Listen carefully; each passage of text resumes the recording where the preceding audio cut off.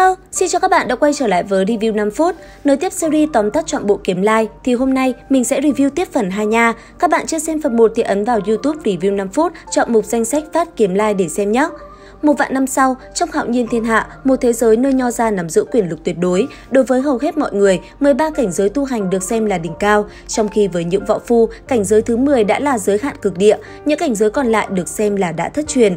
Thiên hạ rộng lớn này được chia thành 9 châu, trong đó Bảo Bình Châu là châu nhỏ bé nhất và yếu ớt nhất về mặt chiến lực. Trái lại, Trung Thổ Thần Châu là châu lớn nhất, mạnh mẽ nhất và được xem như trung tâm quyền lực của toàn thiên hạ. Tại Bảo Bình Châu tồn tại hàng trăm vương triều lớn nhỏ, nhưng nổi bật lên là Đại Ly, một quốc gia từng bị các vương triều khác xem thường là vùng man di chưa khai hóa. Tuy nhiên, trong vài năm gần đây, sức mạnh của Đại Ly bất ngờ tăng vọt. Quốc gia này đã chinh phục những vương triều mạnh mẽ khác, tiêu biểu là Lô Thị, một quốc gia từng rất giàu có và quyền lực và đang trên đà mở rộng lãnh thổ một cách nhanh chóng. Trong bối cảnh ấy, tồn tại một động thiên kỳ bí, nhìn từ bên ngoài chẳng khác gì một quả cầu khổng lồ lơ lửng trên bầu trời. Người dân bên trong động thiên này hoàn toàn cách biệt với thế giới bên ngoài và họ tin rằng phép thuật, tu hành và võ phu là điều không tồn tại trên đời. Nơi này về sau sẽ trở thành nguồn gốc của những truyền thuyết khi người ta nhận ra có quá nhiều nhân vật mạnh mẽ từng đặt chân tới, từng lưu lại và từng dành sự chú ý đến đây, và tất cả những biến cố, những câu chuyện đầy kỳ bí đó cuối cùng sẽ xoay quanh một thiếu niên tên Trần Bình An. 3.000 năm trước, xuất hiện một kiếm tu kỳ lạ tên là Trần Thanh Lưu. Người này sở hữu tu vi thông thiên đạt đến đỉnh phong của 13 cảnh. Tuy nhiên, điều kỳ bí là hắn mang trong mình một mối thù đặc biệt với các giống loài rồng. Trần Thanh Lưu thậm chí lập ra một loại khế ước kỳ quái, cứ có rồng xuất hiện, hắn sẽ tiến lên cảnh giới thứ 14, còn không có rồng, hắn sẽ trở về cảnh giới thứ 13. Trong suốt 300 năm, Trần Thanh Lưu không ngừng săn lùng và tiêu diệt tất cả các loài rồng. Các loài rồng đối diện với hắn như gặp phải một thiên địch. Dù có đạt đến cảnh giới 14, kết cục của chúng vẫn không thay đổi. Sự hãm này của hắn đã khiến cho loài rồng gần như bị diệt vong, chỉ còn lại một con chân long duy nhất tìm đường chạy trốn đến Ly Châu. Tại Ly Châu, chân long trong cơn tức giận đã gây ra những cuộc tàn phá khủng khiếp, dẫn đến sự can thiệp của các giáo thánh nhân. Cuộc chiến ác liệt này đã khiến nhiều người ngã xuống và nhiều pháp bảo, truyền thừa quý giá bị phân tán khắp nơi. Cuối cùng, chân long lại bị Trần Thanh Lưu làm thịt nốt và sau đó Trần Thanh Lưu biến mất, chỉ để lại một số đệ tử. Trong đó có Trịnh Cư Trung, người sau này được mệnh danh là đánh cờ không có địch thủ và là giáo chủ ma giáo, đồng thời là nỗi khiếp sợ cho tất cả những ai đối đầu.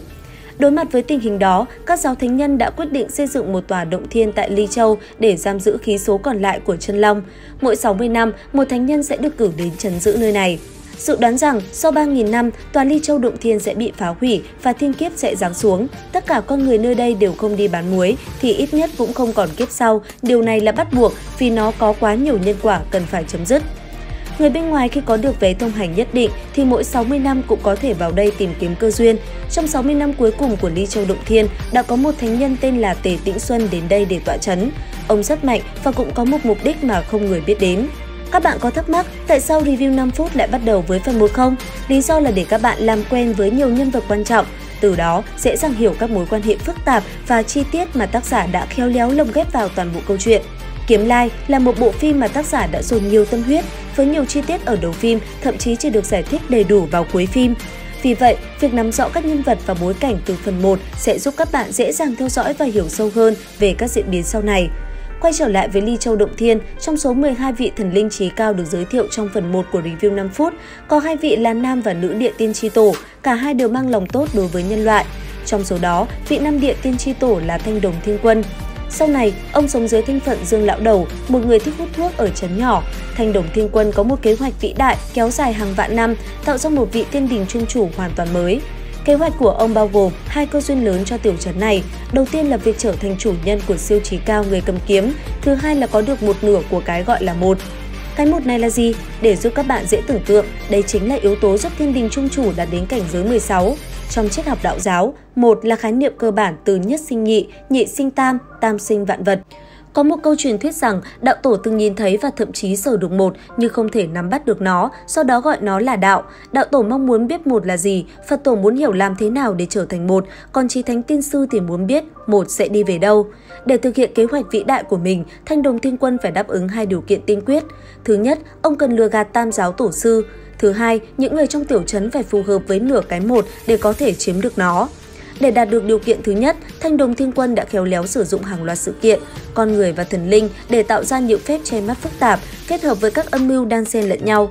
Ông cũng phối hợp với hai huynh đệ là Tề Tĩnh Xuân và Thôi Sảm và cuối cùng thành công lừa gạt Tam giáo tổ sư.